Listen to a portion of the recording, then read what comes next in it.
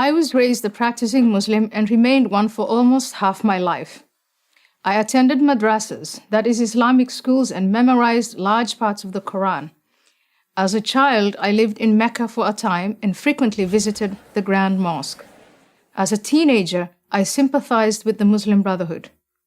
At 22, while my family was living in Kenya, my father arranged my marriage to a member of our family clan, a man that I had never met.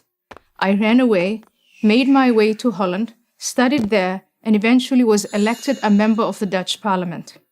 Now I live in the United States. In short, I have seen Islam from the inside and the outside. I believe that a reform of Islam is necessary and possible, and only Muslims can make that reform a reality.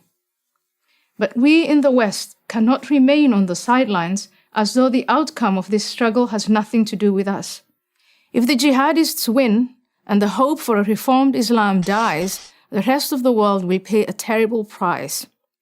The terror attacks in New York, London, Madrid, Paris, and many other places are only a preview for what's to come.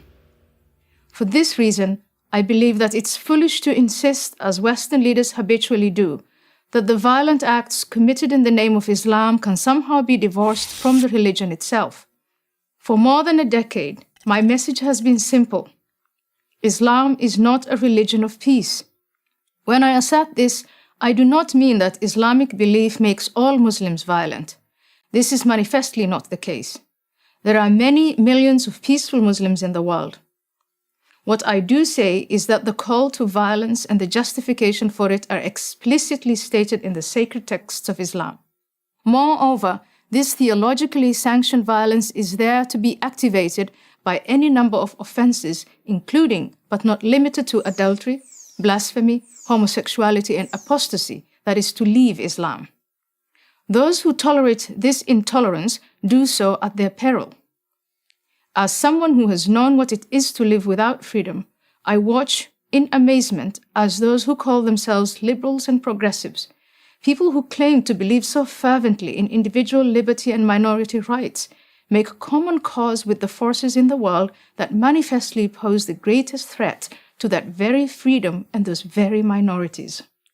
In 2014, I was invited to accept an honorary degree from Brandeis University for the work I have done on behalf of women's rights in the Muslim world. That invitation was withdrawn after professors and students protested my criticism of Islam. My subsequent disinvitation, as it came to be called, was no favor to Muslims. Just the opposite. By labeling critical examination of Islam as inherently racist, we make the chances of reformation far less likely. There are no limits on criticism of Christianity at American universities or anywhere else for that matter. Why should there be of Islam? Instead of contorting Western intellectual traditions so as not to offend our Muslim fellow citizens, we need to defend both those traditions and the Muslim dissidents who take great risks to promote them. We should support these brave men and women in every way possible. Imagine a platform for Muslim dissidents that communicated their message through YouTube, Twitter, Facebook, and Instagram. These are the Muslims we should be supporting for our sake as much as for the sake of Islam.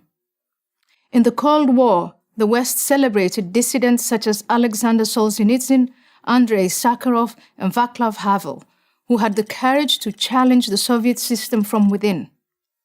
Today, there are many dissidents who challenge Islam, but the West either ignores them or dismisses them as not representative. This is a grave mistake. Reformers such as Tawfiq Hamid, Asra Nomani, and Zuhid Jasser, and many others must be supported and protected.